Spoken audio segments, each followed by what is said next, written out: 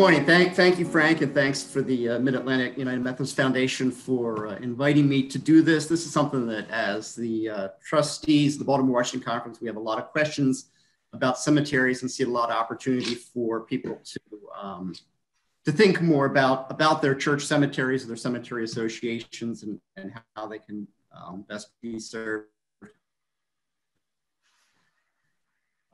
A couple of things other things I want to mention just about myself, because it's all about me.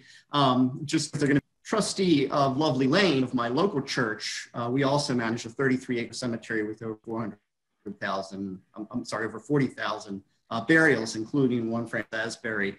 So I've got that kind of practical experience as well.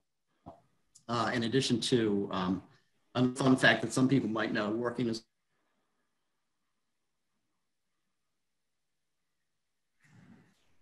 I'm sorry, my connection just dropped out. I don't know if you all lost me. We lost you for a second there, John. Yeah, so I apologize for that. I've got a strong signal. I'm not sure why we're being unstable this morning. I'm going to press on. Can you get the PowerPoint up? I can. Okay. So let me go ahead and begin. I'm going to launch our discussion with the PowerPoint. We're going to have time for questions at the conclusion. I'm going to try to move through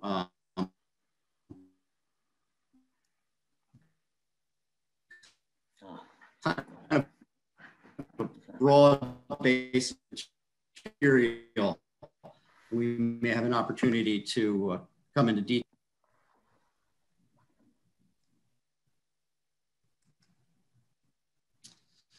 And as we talk about cemetery management this morning, I want us to think for a lot of churches,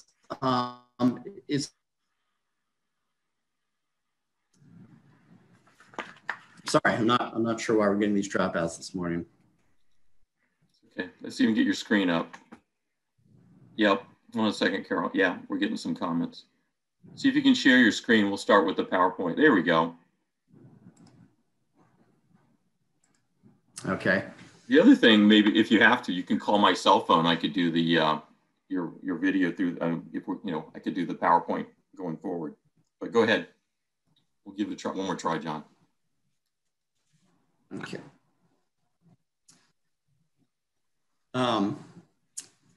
So let me. So I want you to think about operating a cemetery, not just as a business, as we're going to talk about, but as ministry.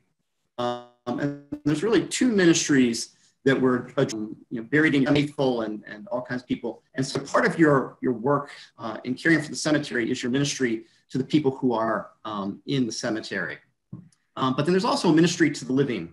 And that includes the owners of the lots and the plots who will someday become part of the cemetery, the families of those people who are connected to those that are buried that want to visit their relatives, want to take care of their relatives, and of course to your church that has a financial responsibility to the cemetery. So that's sort of the part of the side. And I'm going to break my presentation into these two kinds of ministries who are in the medical association. I want to do a very brief, and this will be very brief, but to kind of put in perspective where the ways that cemeteries have been addressed has not always been the same. So cemeteries that began kind of as a churchyard, and again, this idea of the ministry to the deceased, that for those of us that operate church cemeteries, which is a little bit different than how we're going to operate a commercial or a corporate cemetery, a lot of our decision-making is guided more by the idea of this, how we minister to the deceased and to the living. Cemeteries often began on family estates or family farms. People were buried where they lived. Those that couldn't afford that or didn't have the land, the churches began offering this God's acre to. And it was not necessarily, as we look at it nowadays, graves were not always marked. It was sort of made available as space allowed. In the 19th century, we began what's called the garden cemetery movement. And this is kind of what we think of as a modern cemetery, where there was actually a plot of land laid out with a fence not associated with the church for the first time. And that really kind of created the modern cemetery. And the interesting thing about this is that it created the cemetery as kind of a place to go. It was a park where people happened to be buried, and people would go to the cemetery for picnics, for walks, to visit their deceased. But one of the things that's changed even since this began, it was for a lot of history, it was the practice to bury someone maybe near the gate for a year or for a time, and then move their remains somewhere less obvious or somewhere less public.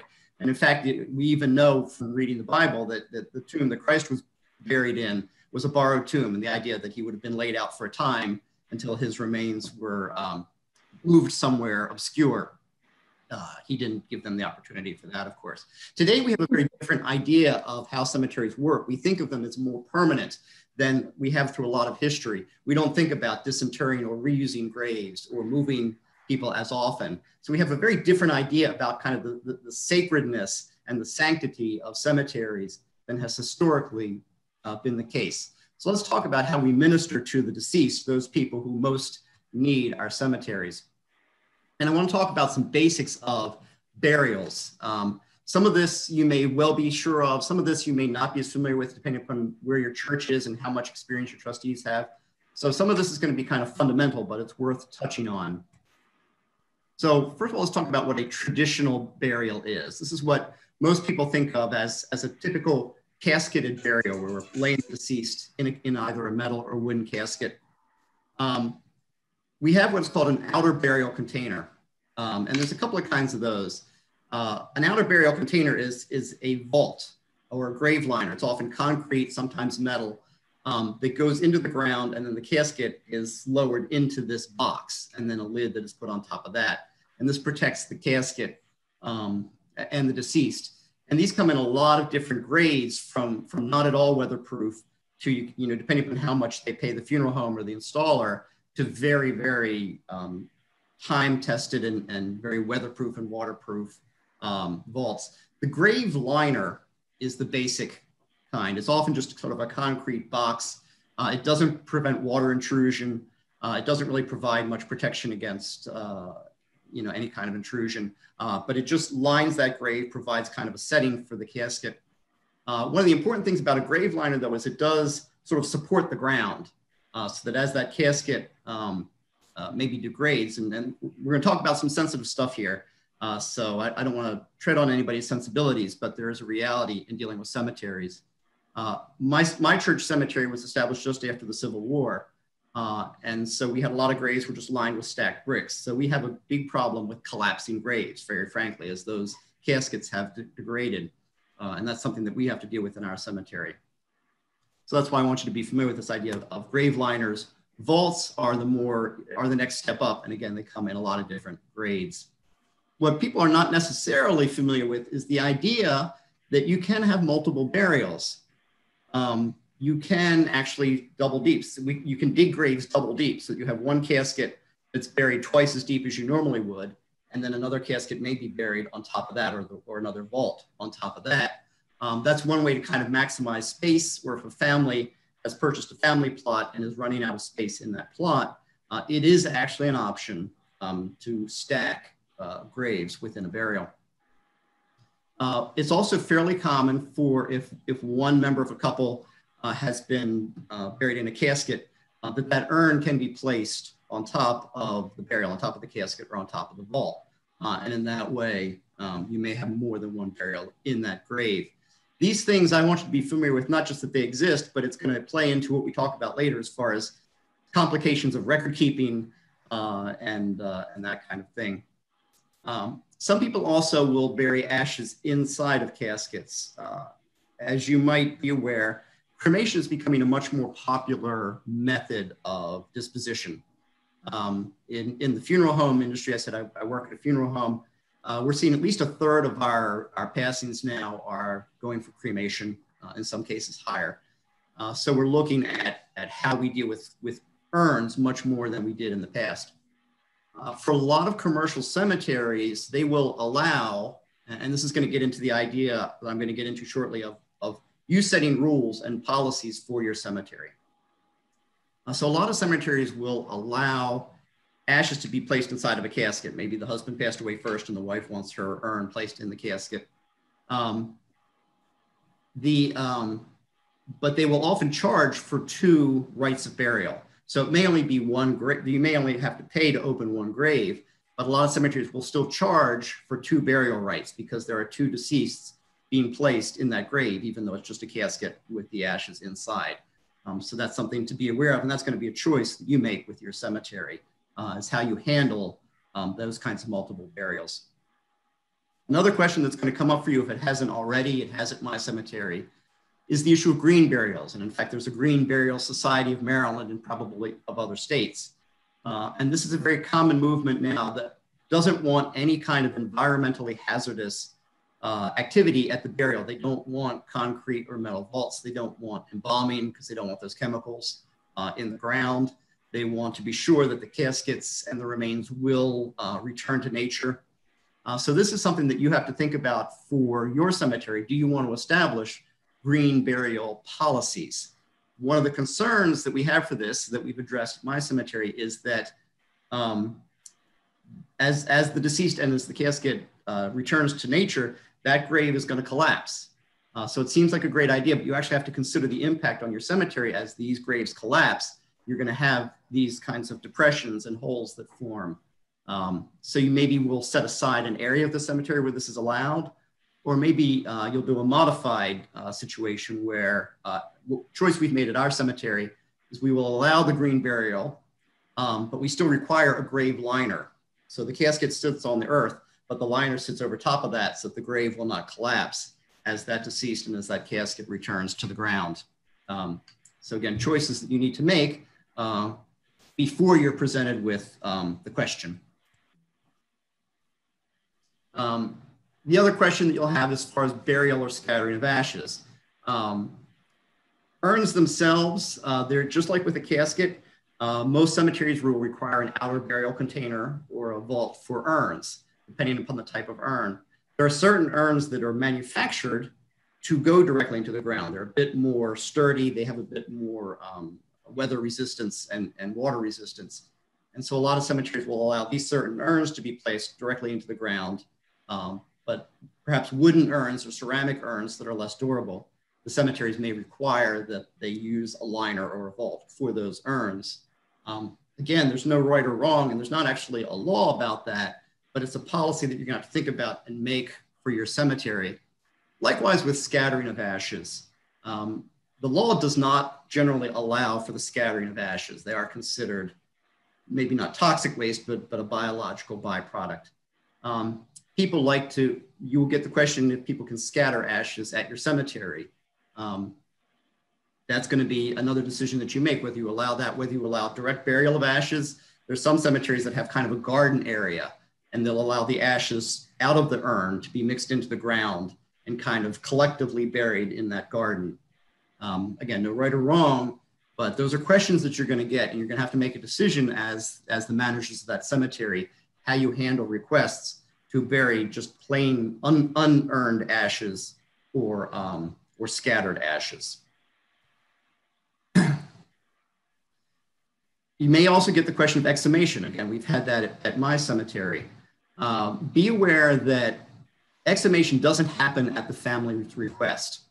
The law considers someone's final wishes. If someone has said in their will that they wish to be buried in a certain place, that becomes their legal right. And a descendant or family member can't necessarily just override that final will of the deceased just because they're no longer able to speak for themselves. So it is possible to do exhumations. We had a family, grandmother was buried in Texas, grandfather was buried in Maryland. They wanted to bring them together. It was a nice thought, but they can't do that just because they want to, because grandmother and grandfather had expressed their wishes as to where they would need to be buried. So a court order is required to kind of override, if it can, to override those final wishes. So let's talk about best practice. One of the things that's helpful for cemeteries is to form a partnership with an established monument company. If you don't have the equipment and the personnel yourself to deal with the openings and closings of graves, to deal with these markers, to deal with exhumations, to deal with mapping the cemetery. As I say, my cemetery, it's 33 acres. It contains 40,000 graves. We have a very good partnership with a monument company, and they help us to keep the records. They know they know better than we do very often where graves are available. They know how to probe the ground to look to make sure if there's burial in those graves. And then, so whenever our church gets a call for someone who wants to be buried in our cemetery, we just very quickly refer them to that monument company. And we say they handle all of our burials. And we allow that monument company to schedule it, to handle when that grave is open and closed, to install the monuments, install the vaults or the liners. That's been an excellent, excellent partnership for our church. A lot of churches that we deal with, as in my work with the funeral home, most of the smaller churches will have a monument company that they will refer us to, that handles the openings and the closings of the graves and the kind of does the physical management of the cemetery for them. So if you don't have that kind of a partnership, begin to think about that. Maybe contact some other churches, find out who they're working with, educate yourself a little bit as to what's available, be in touch with some monument companies, see if that's something they even do. But it's a good kind of partnership to look into. And as I just said, don't be afraid, beyond today's seminar, work with others, call other cemeteries, call other churches, call funeral homes, call monument companies. Don't go this alone. Don't be afraid to ask questions. People are almost universally willing to share information and to share their experiences. It's not like a competitive business. So form your network and ask those questions. I'll also mention the aspect of a columbarium. If you're not familiar with, a lot of cemeteries now are installing these. This is simply, as you see pictured on the screen here, a building or a structure for the housing of ashes, of urns. And financially, it's a good practice because you can turn a very small piece of land into, so here you see a columbarium that probably, that's pictured on the screen, probably fills maybe 1 or 2 physical graves, but holds 64 urns. So you turn 1 or 2 graves into 64 burials. So if you have limited space, if you have increasing demand for burial of urns, you want to be able to sell more plots. This is an excellent thing to consider as a way of expanding what you have available to expand your available space and potentially your income, as well as just being able to deal with the fact that you're going more and more in the future going to get requests for places to place urns. So let's talk about policies. And again, you need to be the ones to establish policies and rules for your cemetery. There are state regulations, but they're going to vary a lot depending upon your state. And I know we've got folks on the seminar here from Maryland, Virginia, DC. There's probably some other states with us around the Mid-Atlantic. So you're going to have to check with your local Board of Morticians and Funeral Directors. That's a good resource. Most states have a Board of Morticians and Funeral Directors to be in touch with that you can check with the states. Embalming is not always required. In Maryland, for instance, a lot of people think they have to embalm their deceased. The law does not require embalming in Maryland, and funeral homes are not allowed to insist on it. That's a choice that the families are allowed to make. But on the cemetery side, you're also allowed to decide what kinds of burials you will accept. I don't know any cemeteries that would decline an unembalmed person. That would be really, really rare. But just be aware it's not something that you can require, at least in the state of Maryland. Whether or not you require an outer burial container that I talked about, the grave liner or the vault, you need to have your policy for your cemetery. Do you require that? And if so, do you have any restrictions or levels that you require? You also need to create policies on the access and hours of your cemetery. You are required to provide access to the immediate families of the deceased. You do need to have some access, but it doesn't have to be 24 hours a day. In fact, it's not good if it is. We have a lot of problem with after hours activity, and I'm sorry to say even prostitution in a number of the cemeteries that I work with, including my own church cemetery. So you have to establish and clearly post what are the hours and the rules for access to your cemetery. It's also important to have a flower policy, and this might not seem like a big deal, but once people bring decorations, and right now you're seeing a lot of Christmas decorations, you're seeing Veterans Day decorations, a lot of plastic Santas. We have a lot of problem at my cemetery with people bringing a bottle of whiskey or a bottle of beer or something that the deceased would have loved and leaving that at the grave. And these things begin to degrade and get nasty and dirty and weather worn and faded.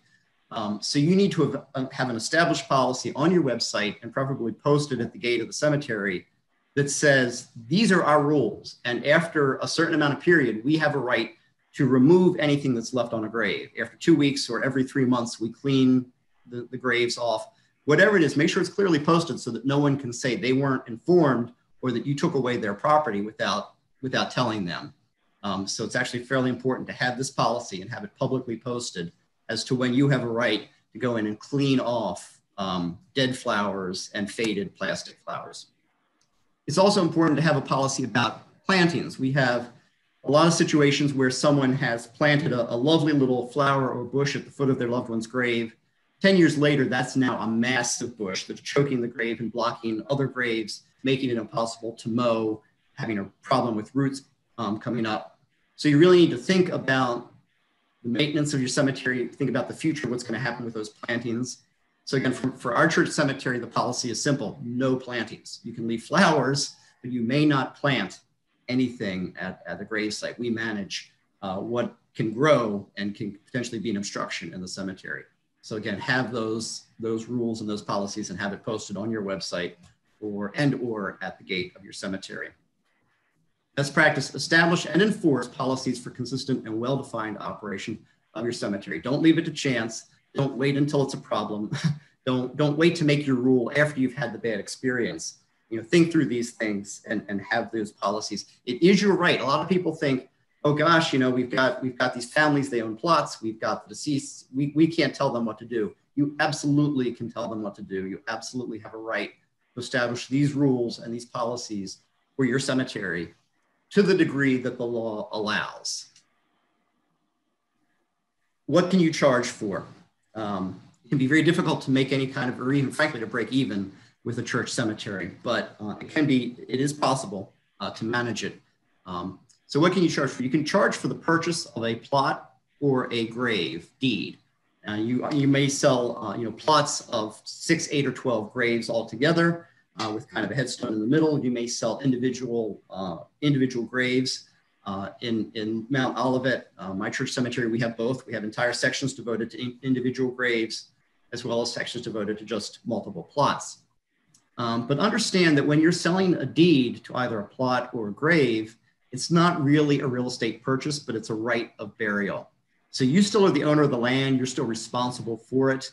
You're responsible for the maintenance of it, if there's any, and we'll talk about tax in a moment. So you actually own the land, but you are selling basically an eternal right of burial to whoever holds the deed to that grave or that plot. And that right can be passed down like any other property from generation to generation. You can charge for the grave open and closed. That is, when somebody needs a burial, there's a fee to bring in the personnel and the equipment to open that grave, to install the outer burial container, and then to close that grave.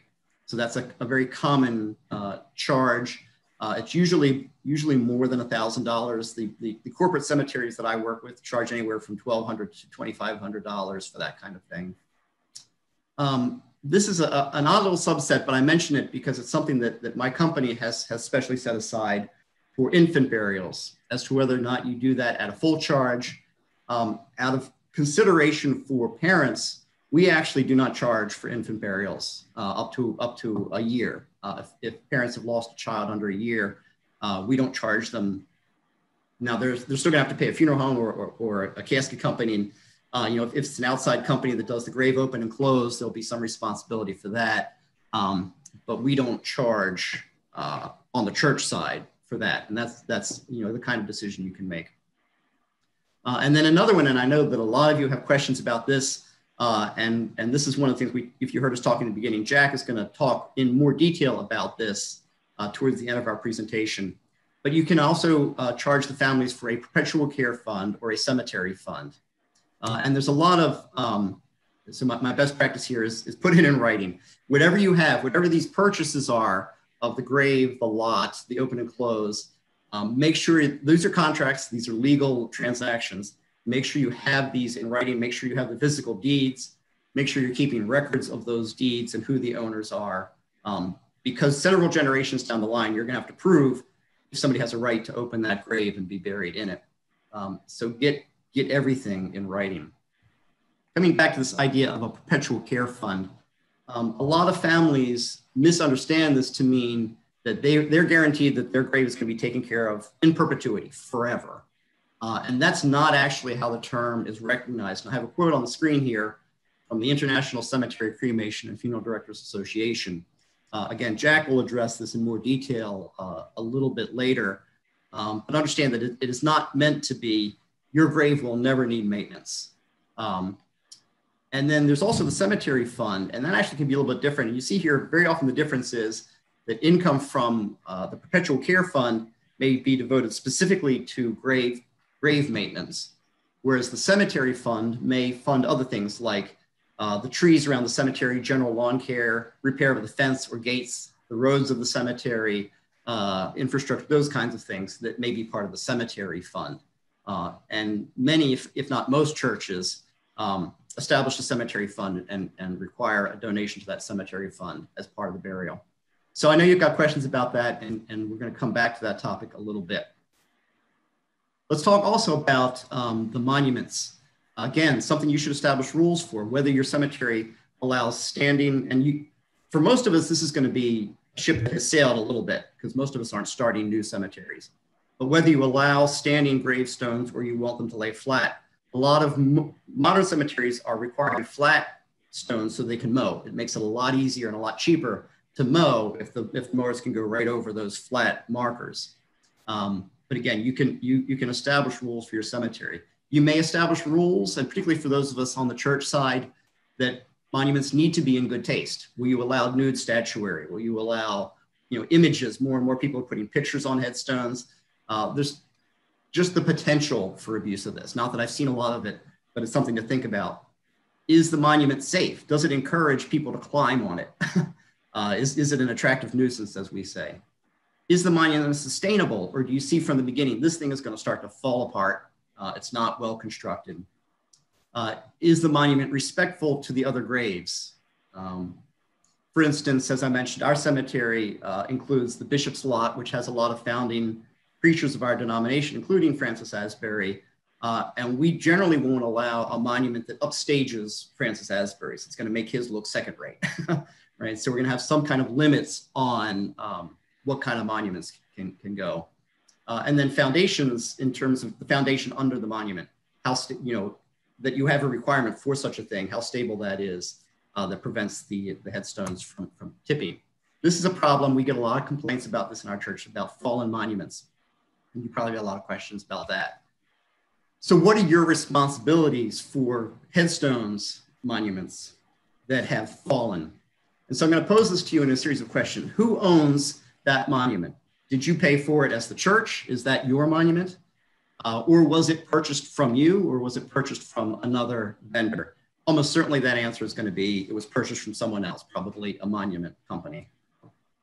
Do you offer a warranty on that? Like any product, the manufacturer may or may not offer some kind of warranty. Have you warranted that headstone? Did you warranty the installation? Did you do the installation, or was it an outside company that installed that monument? Is there actually a defect in that monument?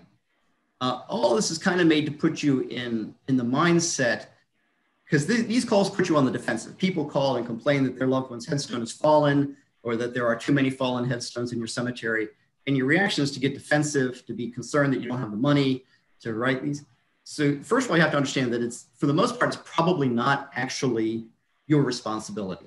That's part of the deed that they purchase. If you have not promised that you will maintain that monument in the deed or in the contract that you've signed with that family, then there's a good chance it may be your concern and you may want to help, but it may not actually be your financial responsibility to be responsible for that headstone.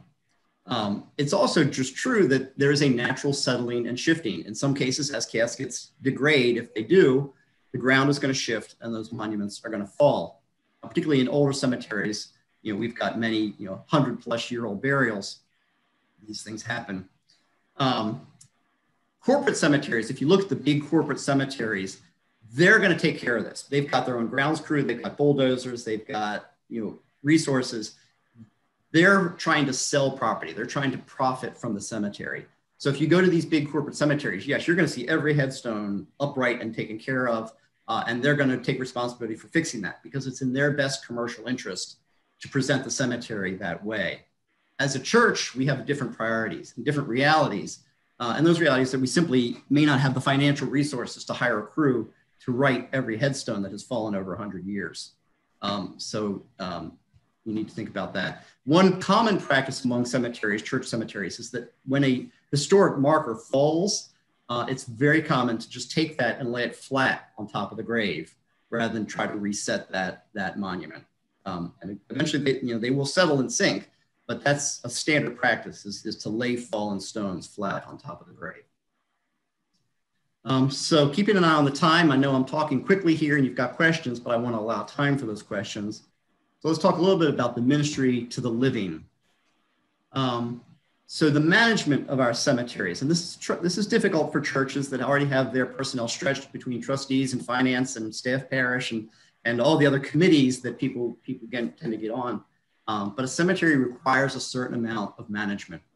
So make sure you've decided within your church, who is the point of contact for your cemetery?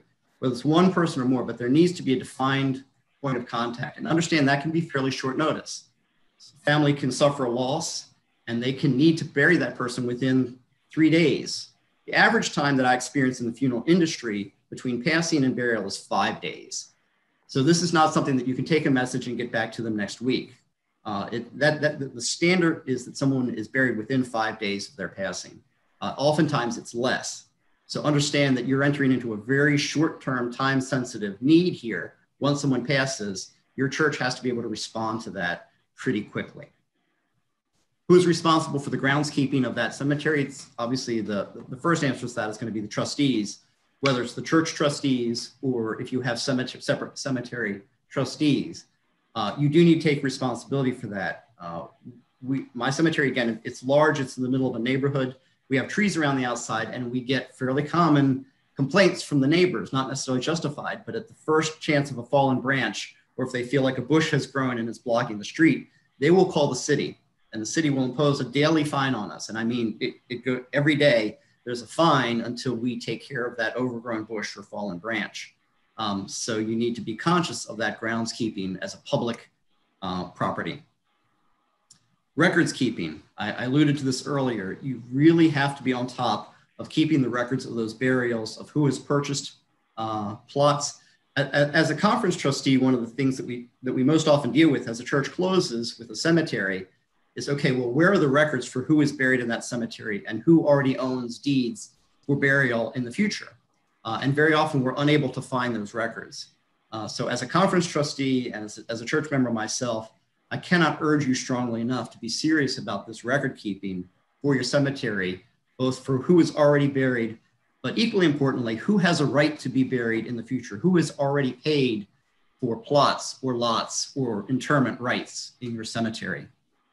Our monument company is hugely helpful in that. We have our own church records. They keep records as well. We compare them, we help each other out, and that really helps us keep those records up to date. And then who is the treasurer? Again, there is very much a business aspect to your cemetery. It's really a good idea to keep your cemetery finances separate from your church finances, separate accounts, separate accounting. We'll talk at the end of this presentation about forming an actual separate association for cemeteries. But even if it's not a separate association, it's really recommended that just as a bookkeeping measure, you keep the cemetery records separate from your church records so that you know what's being spent on what. Again, don't assume, don't kind of leave things. This is how we've always done it, right? The worst words for any church. Document what you're doing. Let's talk a little bit more about the lawn and grounds care. If you have a smaller church cemetery, you may be able to handle that with your church members. If you have a larger cemetery, you may need to actually seek professional care. That's going to be expensive. My church spends over $20,000 a year just on lawn care. Other cemeteries that we're dealing with, it's actually, and I've come to find out that's actually a good deal. But again, it's a very big cemetery. But think about professional care for your cemetery. And that's actually going to affect whether or not people in the future want to buy property or be buried in your cemetery is when they walk in or drive by, does this place look like somebody cares about it? So think about, and again, dealing with complaints, you will get, it's not if you'll get complaints, it's when you will get complaints. Even if it's very well maintained, it's an emotional topic and you're going to get complaints.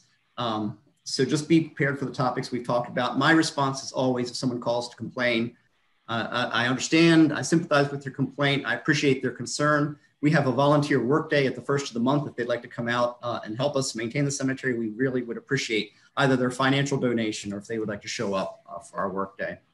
Well played. I like that, John. That's I very seldom get a second complaint from the same person. Nice.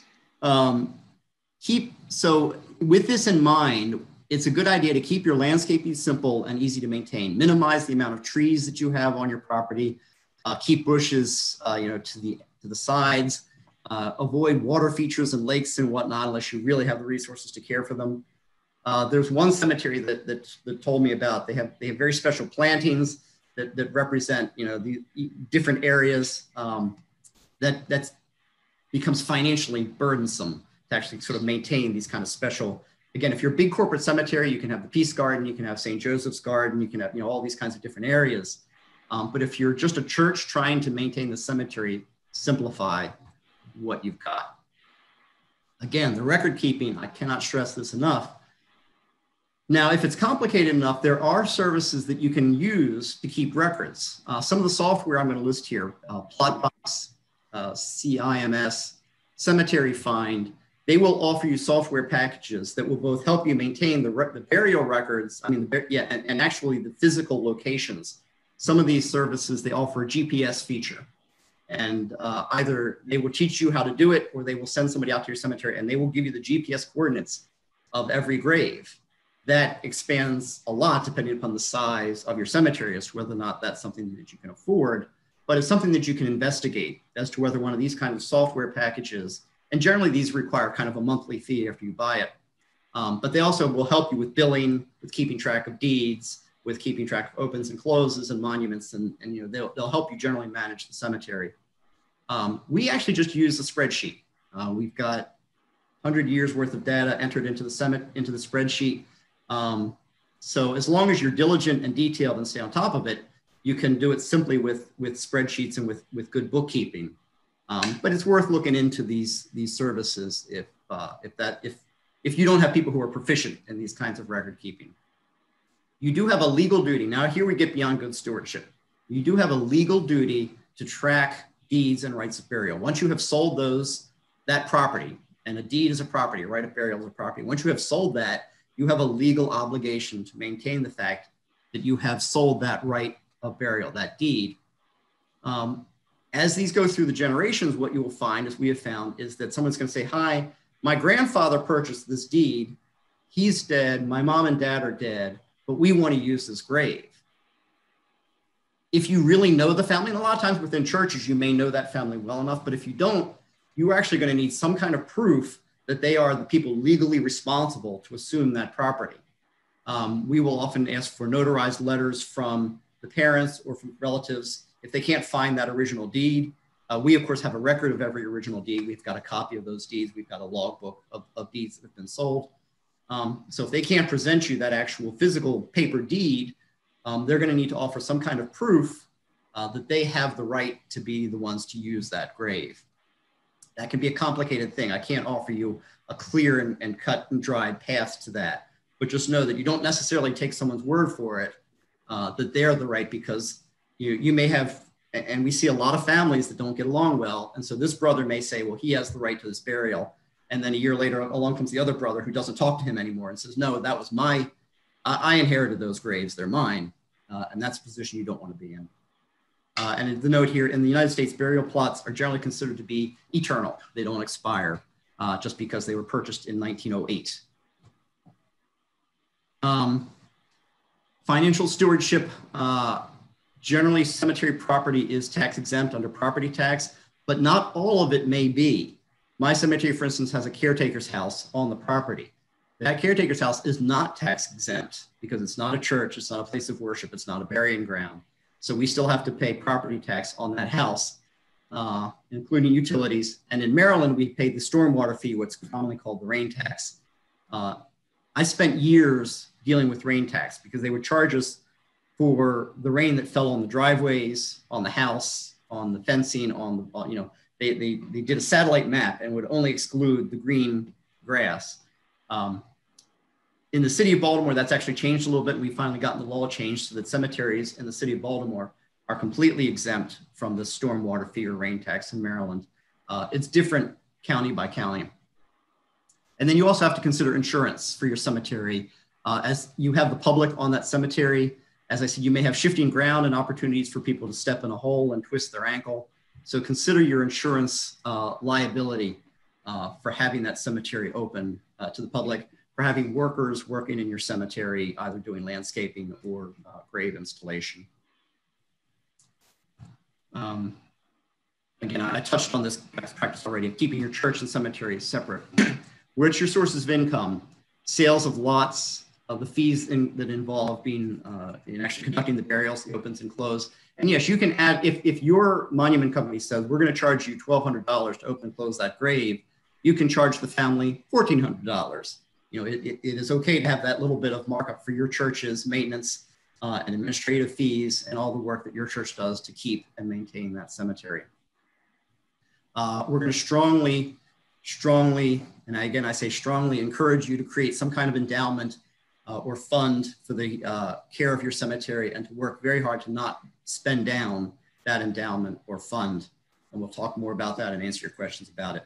And then also think about, when is your cemetery full? And this is kind of a business concept of, when does your market expire? How many graves do you have open? How fast are your burials? And when will you no longer be getting income? Because at some point it's over. You're getting no more income from that cemetery. So look at that forecast. Is when are we done getting income from the cemetery, but yet the financial obligations to mow it and to take care of it are going to continue.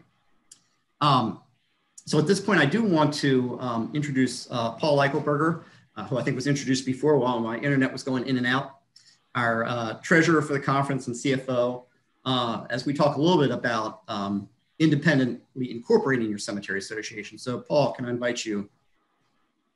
Thank you, John. And I just wanted to allow the opportunity to introduce this topic today. This is a topic all by itself if we go into the details. But I do want you to know some of the basics of establishing a cemetery association.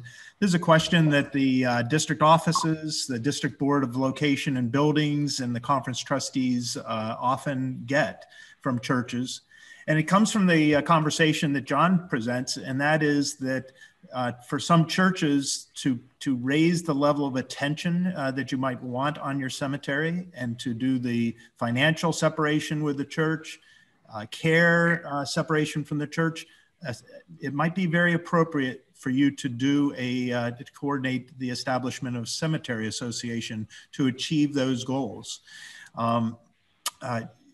There's no requirement that you go forward with a cemetery association from a church's standpoint. From the conference trustees' perspective, we have serviced churches that have closed with both cemeteries who were just connected with a church and with cemeteries that were associated as part of a separate cemetery association. At the point of a church closure, if there's a separate cemetery association, they continue to operate as is. It's already been parceled out. But if the church closes with the cemetery attached to the church, the conference trustees have been very successful in being able to sell those properties as is to another religious body who will come in and care for that cemetery and the church just as if they were the original congregation. So there's no requirement for separating those two. Sometimes the conference trustees find a buyer of a discontinued church and they will help set up a cemetery association after closure to help honor the congregation that closed so that they can continue to care for the cemetery. So there are a lot of different options. The resources that we have here, you're going to be coded differently. As a nonprofit cemetery association, you're actually a 501c13. It's a different regulation, and it actually requires you to pursue your own nonprofit status with the IRS. You have to get your own IRS determination to be a 501c13. It does not come naturally through the denomination and the normal 501c3 status of churches.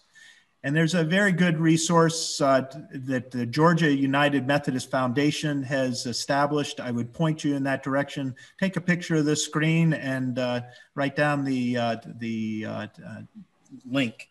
And I think that's the full link down below. It's the gumf.org cemetery-association. John, my last slide is going to be one that just details out the process, because this, you know, for Methodists, this is everything. So we go to the Book of Discipline, and some of this comes in, but it never spells it out distinctly what's involved with the process of setting up this cemetery association.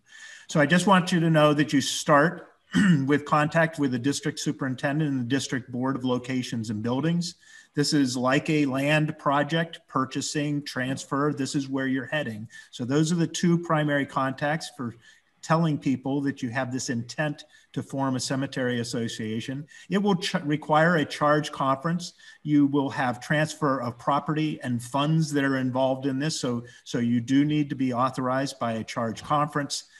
Once the cemetery association is in place, you're going to be establishing a board. This is very similar to a lot of nonprofit boards that people would be aware of, where you've elected a president, a vice president, a secretary, finance, treasurer. Some of those positions might be combined.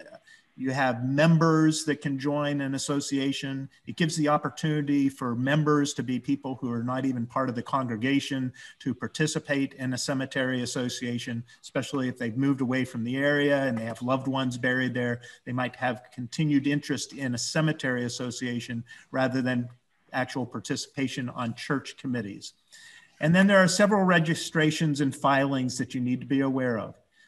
To set up a new association, basics are you go to the IRS and get an EIN. You need to file, we mentioned how you have to file for your own nonprofit status to become the 501c13. That's done through a Form 1024. It's an approval process with the IRS. Once that is in hand, you can file yourself with in Maryland, it's the Maryland Department of Assessment and Taxation, SDAT. SDAT will take in your incorporation as a nonprofit, put your name on the records. People will understand where you're located and your main contact as a corporation. You also, because you have the opportunity to receive donations within the state, every Secretary of State has a registration of nonprofits that are able to receive charitable donations. Churches are exempt from normally registering with a Secretary of State to receive those donations, but as a cemetery association, you would need to accomplish that filing. That's a normal standard protocol for all charitable organizations other than churches. And then once a year, you have two annual filings. One, because you're a non-profit, you have a Form 990 that you would be submitting. If you're less than $50,000, it's a simple form called the 990N that gets filed into the IRS. Churches are exempt from that, so it's not a standard protocol that we're familiar with churches, but it's standard for other nonprofits. And then in the state of Maryland, they have something called an annual report. It's called a Form 1, and that's an annual filing to the state. Declares who your officers are, declares income, expenses, and assets of the organization. And you can get into trouble with 990s from the IRS. If you go 3 years without filing a 990, you are no longer considered an active nonprofit, and you can be deregistered in your nonprofit status. So you can lose your nonprofit status if you do not fulfill the 990s. I think a lot of churches know from the Form 1, from a state level, you can be declared not in good standing if you have not submitted the last year's worth of Form 1s. But it's not a loss of your nonprofit status that you incur if you don't submit Form 1s. And then the last steps, once you have all of your organization structure in place, you're actually going to go through the hard work of deeding the property from the church to the cemetery association. And there's a lot of requirements there that are very much dependent on your locality and the rules of the county. We've done this on the conference trustees, and we've actually been based on if there's any land preservation set-asides and easements on the property. You might actually have some difficulty in some jurisdictions to establishing a cemetery association. And it might actually be the size of the cemetery association that might prohibit some opportunities for setting up this deed of a separate deed being transferred to the cemetery association. So it's very tricky work, and it does require some true investigation by the church trustees before going this route to understand what can be done on that. And then we come to the financing of it, and it's really the endowment fund. We believe that the endowment funds is the best method for church cemetery associations to fund their continuing perpetual care and maintenance of the cemetery. And that's a good transition to Jack to allow some introduction on the endowment funds. Well, thank you very much, Paul. And I will conduct it this way. And thank you for letting me talk a little bit about what we do with the perpetual care. And we have a number of different cemeteries that we're managing the perpetual care for. Some of it is very established over a long period of time. The cemetery that I myself have purchased plots in goes back to 1792. That's a lot of perpetual care over the years. Some are, however, on the same cemetery is a newer section. And as John had pointed out about what's the rules and the regulations around that, there's a lot of blinking lights and windmills and things like that that are in this whole historic cemetery now, because there were very little rules at one time on going through to the newer sections. When you establish a perpetual care fund, there's a lot of regulations. First, the people who will serve on that committee, who will serve on that fund.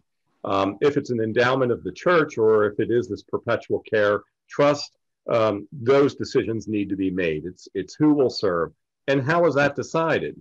Also, what's the length of the terms that somebody's on? Are they on into perpetuity or not?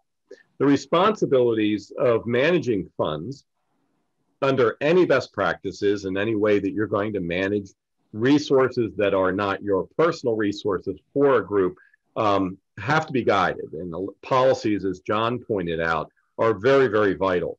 The investment policy statement guides whoever will manage those funds on that group's behalf. What is the policy for management? Not getting into too much detail, but whether or not they can own stocks and bonds and how is that taken care of in the distribution policy. In other words, what's the goal for an annual distribution from those funds towards the care of the cemetery? Also, who goes through and selects the investments?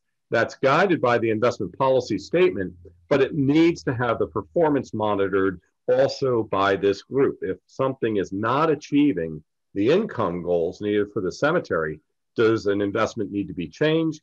Who brings that performance forward? And what third party does that? It is not to be managed on their own by the group that is in charge of this committee. If something happens to any of those individuals, who has the keys to the password while they were trying to do it on their own, it may not be the most effective way to do it. That is why we're entrusted at the Mid-Atlantic with the care of the day-to-day investments of many of these cemetery funds. Other responsibilities, as John had pointed out and Paul had pointed out, is the maintenance of the insurance and the monitoring of the grounds, and then the coordination of the funerals. These are use of funds out. So for the insurance payments and so on, this group needs to have an annual budget. They need to be able to understand these numbers. And the numbers sometimes can fluctuate greatly from year to year. I know across the fields of the cemeteries that we manage, there is a very vast difference between the cost of the grass cutting, lawn care, tree removal, and other maintenance pieces. So really that has to have a budget attached to that. And then that can be passed on.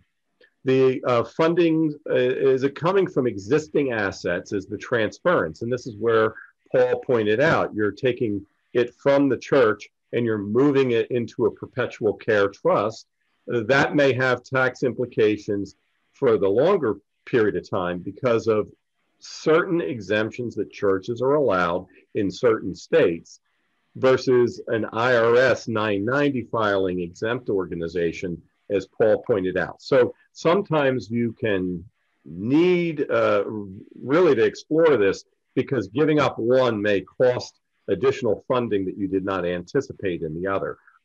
Unfortunately, there are no universal rules because it's each state, each area, and sometimes it's even by counties. The needed assets is how much do you need, and the future funding plan goes through if you're falling short, how quickly do you identify that? And how quickly do you take care of these other issues? Additional lot sales, columbarium sales, who's responsible for doing that on this committee? Also fundraising and grants as well. Sometimes historical grants can be made because it's a historical cemetery. Sometimes it's fundraising to say, we are not done fundraising for this. Again, the cemetery that I am going to be in had a disaster where a tornado came through and it blew signs down and different things. They had to go out and do an extreme fundraising measure, meaning it would not be covered simply by what they had on hand. They had to go out and do that. And again, is that the committee's responsibility to be able to go through and do this funding and fundraising? I love the work days. The same cemetery has these. And I've gotten around to many of the annual conferences in many of the districts and many of the individual church cemeteries. We know that it is very unique, and I think that that's what we need to help you with. All of these unique questions can be answered. We are the Mid-Atlantic United Methodist Foundation. We provide stewardship ideas and investment services, and we're a nonprofit ourselves that puts that money back into mission and ministry. And we're here to help you with all these unique questions.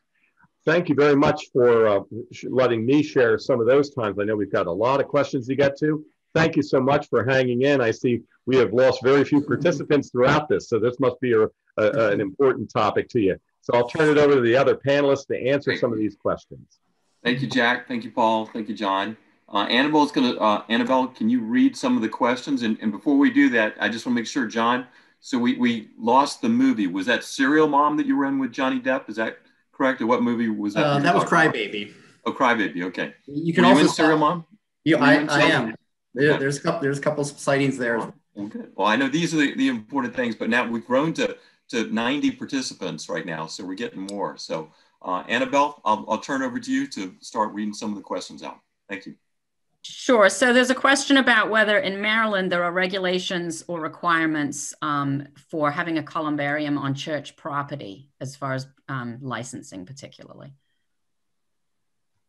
And I can't give you a specific answer to that. There will be, because it's probably not going to be burnt, but it's a building project. So like a lot of columbariums, churches have them when they're actually on the outside. So you've got to look at what the regulations might be for that.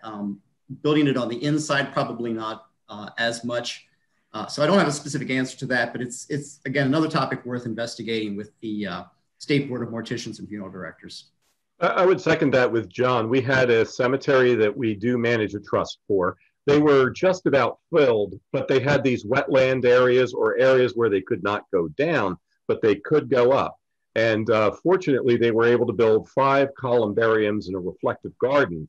So, these things are regulated, but the first stop was really about who knows what you could do as an association and explore that. And fortunately, it led to renewed sources of income for that cemetery, and they were able to upgrade it. So the locals are your source of help. Annabelle, I wanted to get John and Jack to weigh in on that. Question also was related to, can I do a columbarium project under my current 501c3 status of the church? Right.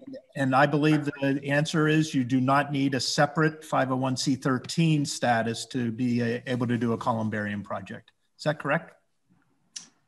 That's correct, yes. That is correct. Many churches that are in existence that do not change the status have gone out and done columbariums recently within the annual conferences that we serve. Thank you. Yeah. There's a question about needing funeral maintenance. Not quite sure. Yeah, I'm not sure the nature of that question, whether they're dealing with the fact that when you have a funeral, do you sort of need to do some immediate kind of maintenance around that grave? Again, that's part of your planning for whether or not you have a group from the church that can do immediate maintenance. Typically, when a funeral is planned, oftentimes you will have you'll open the grave, you'll put carpets down that kind of cover the raw dirt. You'll put a canopy overhead. Generally, that equipment and that work can come from the vault company. There's a couple of vault companies in Maryland. There's not a lot of them. But they can provide that setup. So if you have a funeral and you need that canopy and that kind of setup, the company that installs the vault can do that for you. Yeah, and sometimes these maintenances are taking a new stone in. One wound up on the foot of my mother's grave, and it was just because the last names matched, and they didn't know exactly where it went, and it had been sent. So, the practices are, again, you have to know who goes where, and establishing that and the maintenance of those things when new stones come in and other features. So there's a question here about whether there are different issues to be considered when cemeteries are owned by the church but not located on the church property. And in this case, it's specifically talking about African-American cemeteries. Sure, absolutely. For the first is sort of oversight and maintenance. Because that's the case with my church. We have our 33-acre cemetery, but it's located about 5 miles, as the crow flies, longer driving away from the church. We're lucky enough to have a caretaker's house. We've arranged for someone who lives in that house and actually lives on the cemetery property. If you don't have that, then the question of sort of oversight, who's regularly, and I mean regularly, looking in on that cemetery to make sure that things aren't going awry, that trash isn't building up, that the maintenance is being done the way that it's supposed to be. And again, also sort of as being a good neighbor, I referenced the fact that we're conscious of how it impacts the neighborhood immediately surrounding our cemetery. So sort of being aware, anytime there's a storm, you have someone who can go over and look to see if there's branches or trees or things that are down. Is there a water problem? Is there water pooling? Do you have a flooding problem? So there's a lot of additional considerations. In some ways, it helps to have that physical separation, because one of the problems we have with on the conference trustees is when we do want to physically separate the property, it can be challenging, in some cases not possible. So there's some advantages to having it be a physical separate property. Again, I'm going to sort of throw it back on the church. Yeah, there are additional challenges, but it kind of throws back to the church to be aware of those challenges and to be sort of more diligent about looking in on that property and being regular about that maintenance. Great, thanks, John. One question, is a cemetery association actually required? It's not required. It's like incorporating the church. It's not required that you incorporate a church either. So I believe that cemetery associations come about as a congregation may want to, Jack, I think it ties in sometimes to a funding plan. Form a cemetery association, put their finances all in one pot, make that board responsible for going out and finding ways to fund the upkeep of the cemetery. But this can also be a problem area for churches. If you simply set up the cemetery association and allow that cemetery association to flounder, then it dies. That cemetery association can be at risk and go unfunded and bankrupt and not capable of caring for the cemetery. So it has to be done with the right leadership taking over the responsibilities of a cemetery association. That's right, Paul. And a lot of it has to do, again, with the documentation. Everything, whatever got it to this point, I think you need to set those policies aside. And monies, oftentimes we see this happen in churches. The intentions were good, but the church had a great amount of funds in the cemetery fund, and it was set up as perpetual care. But the church needed those funds for other purposes, and they meant to maybe borrow them or something. There's all kinds of concepts about this. Please understand, folks, as a fiduciary of the church's money, not your money, the third-party money, there's lots of regulations and rules and responsibilities that you have for these care. And whether or not the church is managing it or it's established as a separate fund, the separate fund makes it outside of the church where somebody within the church with all good intentions winds up putting that cemetery in a position that it didn't anticipate being in. So it's easier also to fundraise and do a number of things outside of the church with a separate fund, separate memorial, separate maintenance, and so on as well. And I think that this is where many of our historic churches have gone with their cemeteries, these older cemeteries. And I'd like to tag, and this is why I kind of framed my presentation of this as ministry, because a lot of times when churches have to make hard choices, it's easy to kind of let the cemetery be the as they say, the redheaded stepchild, because it can't speak for itself. But I want you to understand that your cemetery is your ministry. It is a ministry. It is living to the dead. It is a ministry to the living, and it will outlast your church. It is an eternal ministry. It is not going away. So when you have to make those hard decisions, don't make it at the cost of the cemetery. Good, John. Thank you. Quick question about whether maintenance of headstones is actually required.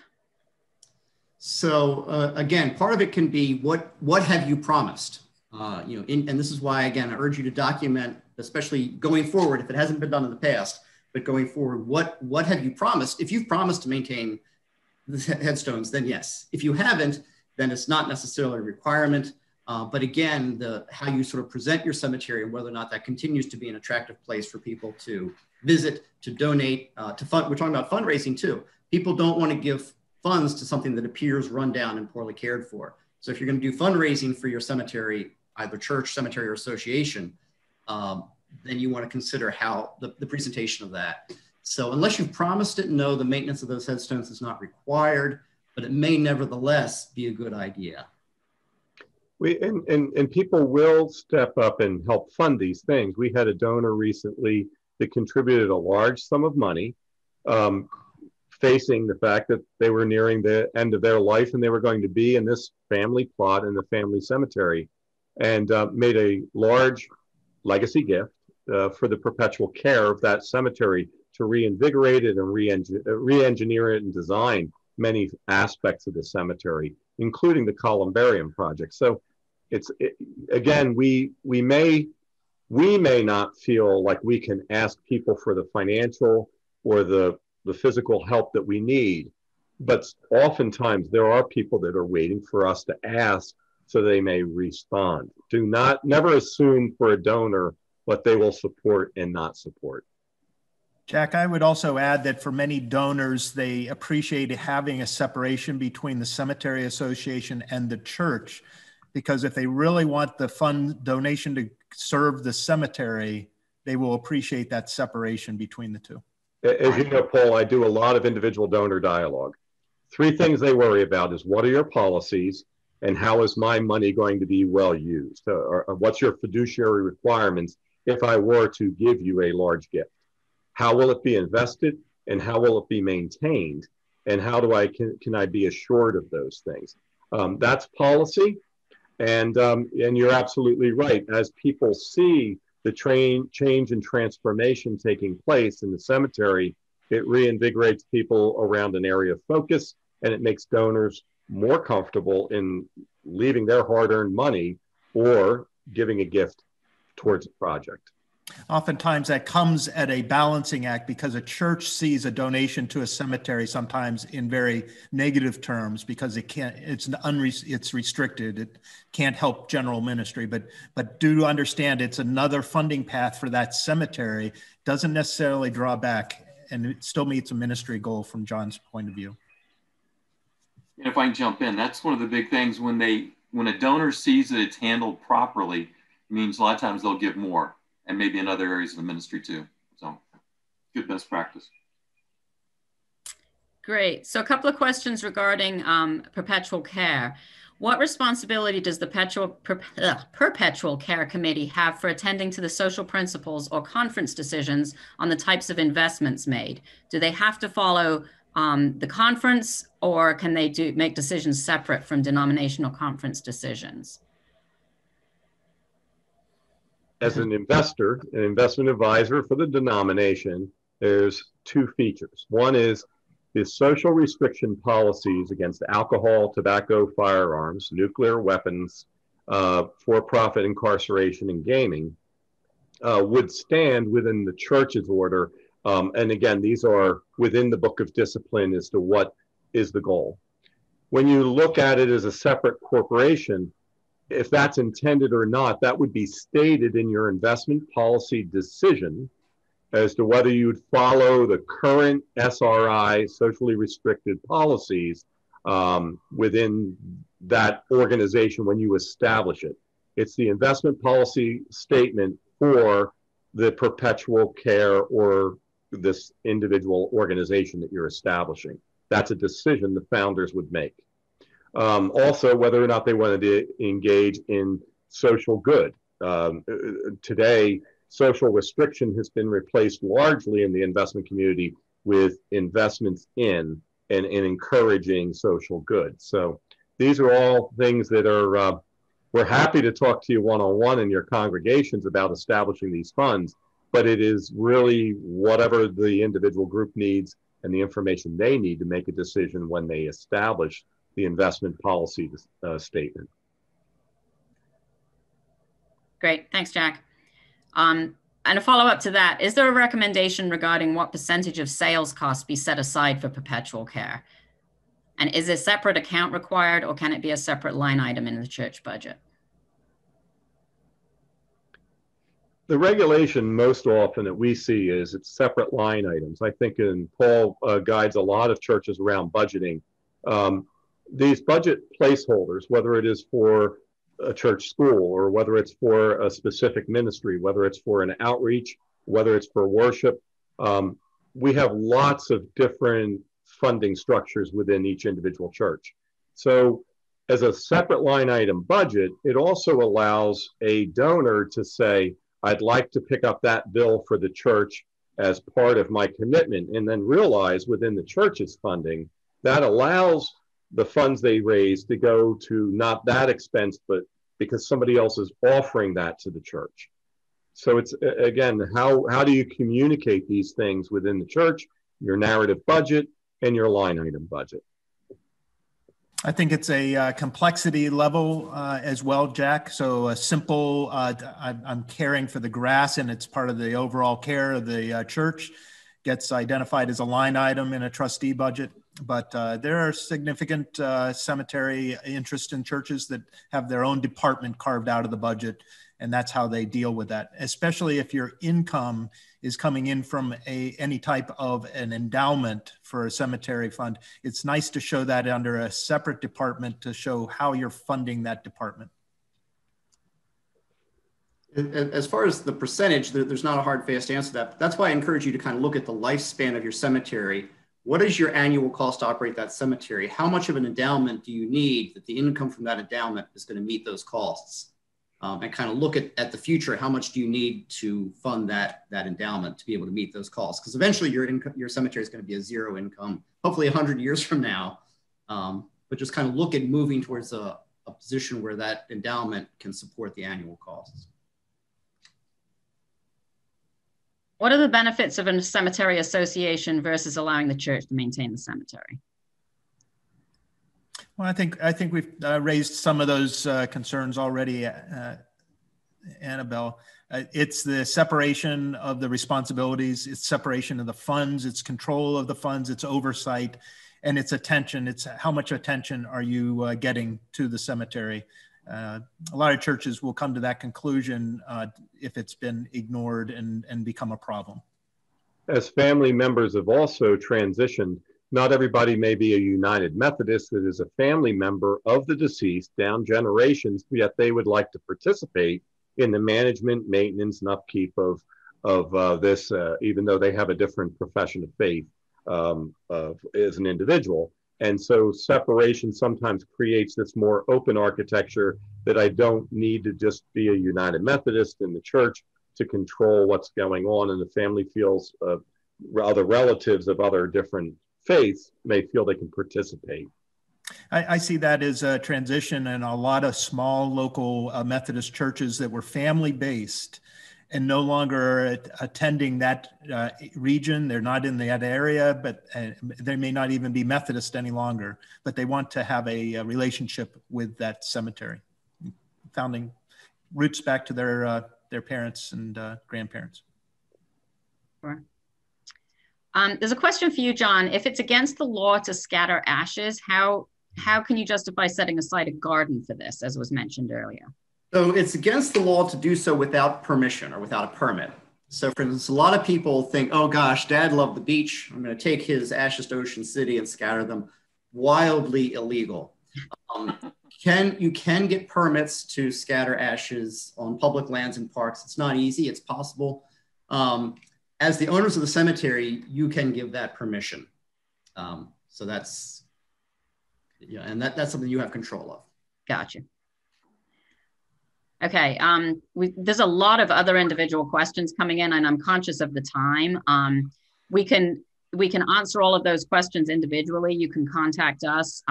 We can take them on an individual basis. Contact us through the Mid-Atlantic Foundation website, and we'll put you in touch with the people that can best answer your questions. Unless there's something, I know the panelists can see the questions if there's something you want to jump on real quick before we close, but I'm going to suggest we wrap it up at this point. Agreed. We have plenty of ways you can get in touch with the Mid-Atlantic Foundation at midatlanticfoundation.org. There's also phone numbers that are available on our website, and this presentation will be up on our website. We look forward to continuing the dialogue, and we understand this is not just one presentation, but the beginning of a dialogue with you, our valued church members. Thank you very much for letting me speak today. Yep, and thank you, John and Paul, too. We really appreciate your time and effort. John did a lot of extra work on this, as did Paul. So there are a lot of resources out there. There probably needs to be a follow-up seminar, maybe more on a lot of questions on the perpetual care. Maybe we can talk. Paul's got a point. Go ahead, Paul.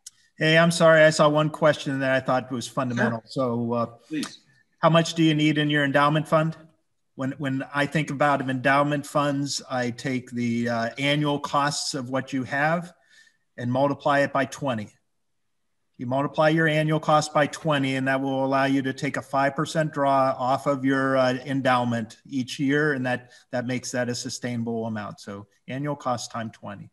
Yeah, that's a really good point. And that's something we work with a lot of churches on, and not just for perpetual care, but their standard endowments too. They're permanent endowments for the churches too. So that's a really good rule of thumb. John, any last little bit words of wisdom? So, well, I'll just briefly, one question I saw about the cost of a grave, like as with any real estate, it's location, location, location. It's going to depend upon, certain cemeteries are very desirable. Certain cemeteries are competing with other nearby cemeteries. There's no one answer to that. You're going to have to establish that. But my final thoughts are to get back to kind of what I was talking about ministry, to keep your cemetery as, ironically, a living place. Think of it as a place you hold services there. If you want to do a Christmas or a All Saints Day services, Memorial Day, Veterans Day. We've actually done church picnics at our cemetery. Incorporate it into the life of your church. Think about it both in terms of what the living need as well as what the deceased. I say do take seriously that ministry and that the ongoing nature of that. It's just easy to kind of overlook the cemetery and back burner it. But really look at the way to incorporate it as a fundamental part of who we are as Christians, in that time past life is still a vital part of who we are, and sort of not only look at the responsibility of that cemetery, but look at the opportunity of it, look at the blessing of it, that peace that you bring to families, that opportunity that you bring, and really kind of treasure that ministry. Love it. Paul, last thoughts, and then Jack, you can wrap us up. Can be very complicated setting up a new organization for both the federal and state requirements. Just know there are people who do that all the time and are ready and available to help you. So conference treasurers and conference trustees and district board location and buildings. Thanks. Jack, wrap us up. Well, I want to thank all the panelists, Frank, and everybody else's. You know, the foundation, we try to do so much fundamental work around these areas. And as I said before, we really do around stewardship and what it is like to be here today to honor those that have come before us and also leave the world in a better place for those Christians to come. Our website, our topics, I see there's so many good questions left, and I hate to cut it off right now, but we'll get to answer these questions and we'll get them. If you've registered for our webinar, we will have your email address. If you would like to send in your email address, there are ways to be able to do that both on our website and other areas. We also do a number of surveys and specific conversations in coaching around this. Coaching means we bring in one of our many coaches that we have trained to help your church guide you through this process. And we look forward to doing all of that. So I will let Frank wrap this up, and thank you very much again for this time. Thank you, and thank you, Annabelle, for your extra help today. Everybody go have a wonderful day and help the kingdom grow. God bless. Thank you.